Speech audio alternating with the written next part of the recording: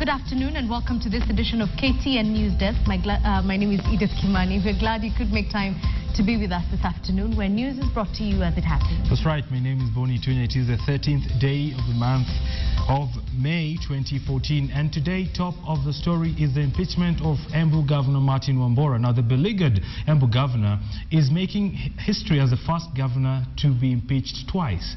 The Senate is currently approving Wambora's impeachment motion, removing the governor from office, citing gross violation of the Constitution.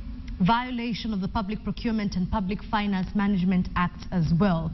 Now, Wambora is accused of procuring maize seeds that did not germinate, obtaining a personal vehicle worth over 12 million shillings using public funds, and undertaking the facelift of Embu Stadium unilaterally without involving the requisite departments. We now cross over live to the Senate House, where that particular debate is ongoing. For this particular session, to exercise the right not to be heard, nor to be represented. So, under the circumstances, Order Senator Murkomen, I am not going to engage in some platitudes or acts of generosity. We are here to pursue the law. And so, if the notices had been given, and the chair himself communicated even in person when the attorney appeared before the committee. And all of us, these are live proceedings. Everybody is following wherever they are. I don't think it is my business to do otherwise. So let's proceed. Let the division bell be rung.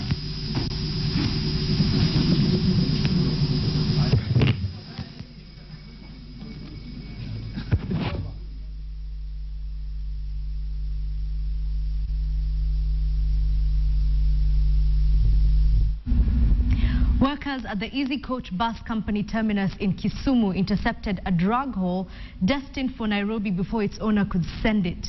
Now, the drugs that comprised 500 rolls of marijuana were contained in a polythene bag and were sufficiently hidden to avoid detection. The owner of the consignment, who was attempting to book a ticket for the journey, fled the scene on noticing attendants were growing suspicious with him, and police did not apprehend.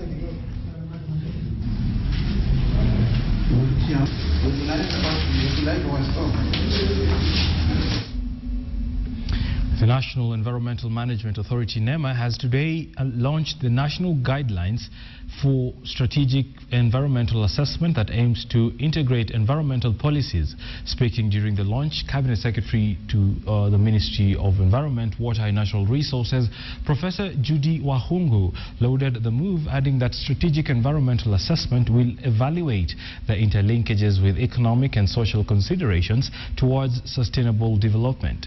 She added that the government is reviewing the Environmental Management and Coordination Act of 1999 to align it with the various environmental acts that are being faced currently in order to achieve cohesive society that enjoys equitable social development in a clean and secure environment.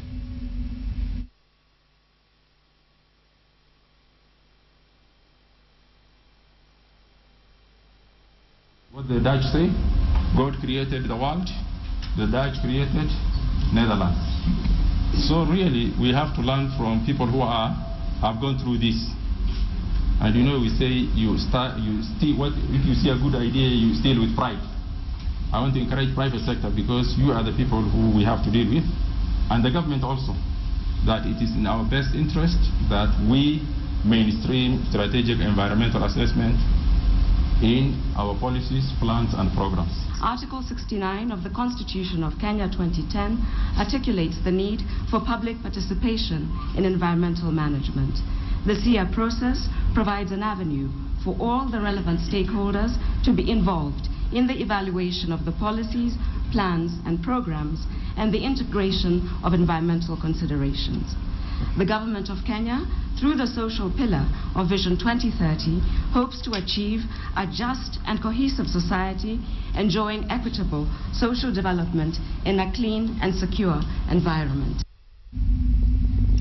Matters environment, let's go to Malindi, and residents of Malindi took to the streets accusing Lands Cabinet Secretary Charity Ngilu of using her position to create confusion between residents of Machakos and Makueni counties. Now, the demonstrators who later assembled at Malindi Trading Center just a few meters from the proposed Techno City questioned Ngilu's timing in stating that the Konza Techno City does not fall under Makueni. The Lands Cabinet Secretary attracted the wrath of the Makueni leadership for declaring Konza Techno City land situated in Machakos County. However, the leaders who expressed concern about her utterance argued that transferring Konza to Machakos will have a negative impact to Makueni residents. Kulikuwa na demarcation. I was the team leader. Na wakati timu ya ile commission ya Lingale walienda wakachukua one part of Mumando. They created a polling station called Lumbwa. Na kwa hivyo Lumbwa, Mbondoni, Kalanzoni, watu wote wanapiga kura Kilome.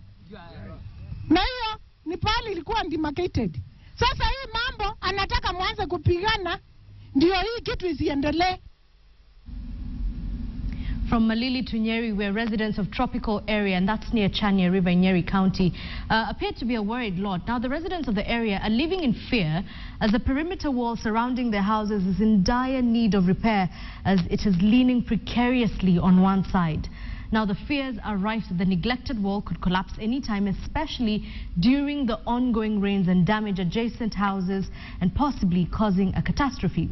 Residents claim to have informed property owners but are yet to respond.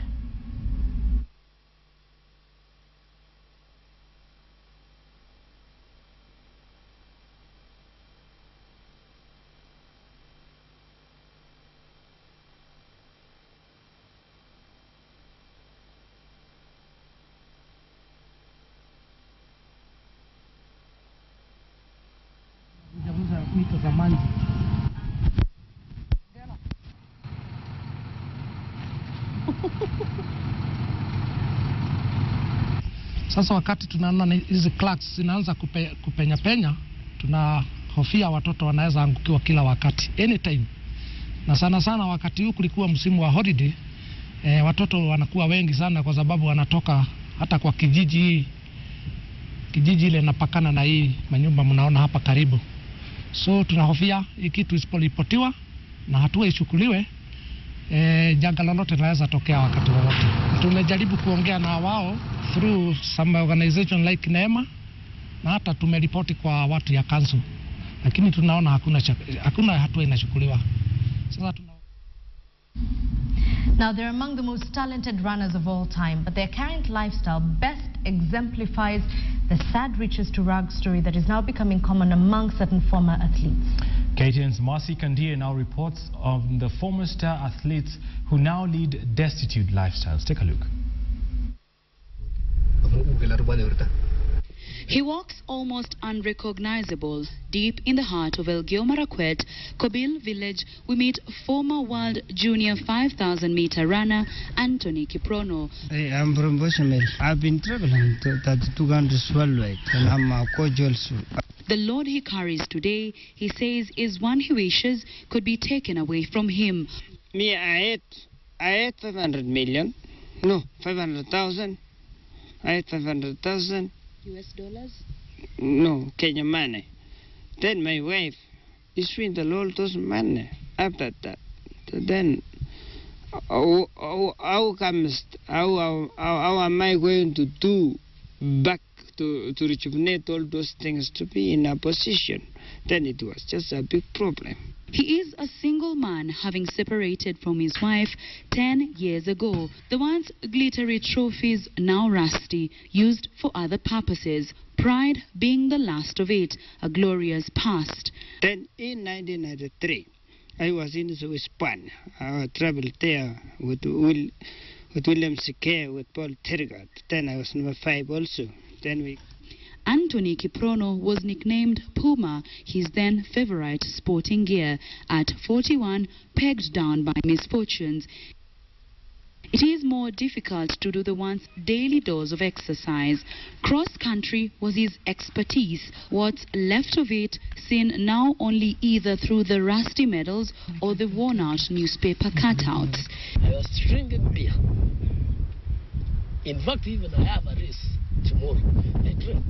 The quiet Tuyoluk village in Uasin Gishu County is home to one outspoken star, gold medalist Samuel Kiprop Chepkok. Everybody, I'm buying beers. I sometimes even stand until the crits beyond me. He grants us an interview outside his mud-walled house, telling us his fame came early in life, with over 3.5 million at the height of his career. I have a lot of regrets because if I invest well, I would have been still having something. Chepkok admits he's addicted to alcohol, that which made him fade. His love for money and women saw him acquire the name Digger. I was called a dick. You know, I normally love women and drinks.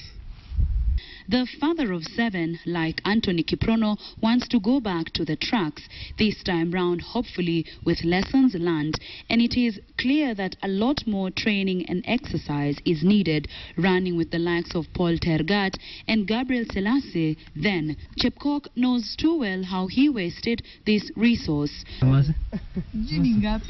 Charles Kwambai has more than enough to show of his representation of Kenya at the World Cross Country Championships that won him lucrative races abroad, again wasted away. He hopes that his 13-year-old son will take over, but not necessarily follow his footsteps. Hopefully invest in the monetary rewards that comes with the talent, learn lessons from himself and others like 3,000 steeplechaser Raymond Yator.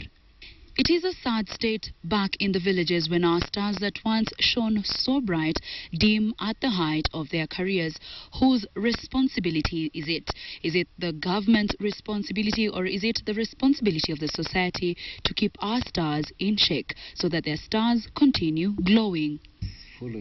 Former renowned athlete Moses Tanui believes it's the responsibility of both the government and Athletics Kenya to keep its athletes on check. Having reached the top of his career, traveled the world, Moses, now retired, plays golf and does business. He trained Anthony Kiprono, saying that most of the athletes do not want to listen when they are at the peak. Many lack self-discipline. And I want to tell also those athletes that they should also learn to ask their seniors, or to ask from Athletic Kenya. The sad picture of the lifestyles that some Kenyan world-beating athletes now lead after they won millions from lucrative competitions, from grass to grace, then grace to grass. A lesson hopefully for the future and current crop of athletes in the country. Masi Kandiye, KTN, Kobil Village, Elgeyo Marakwet County. I think what's also disturbing is that second chances don't come so frequently. And obviously with age, it's going to be very difficult for them to bounce back. But lovely story from Masi Kandiye. Remember, you can catch it on our YouTube page, www.youtube.com/KTN Kenya.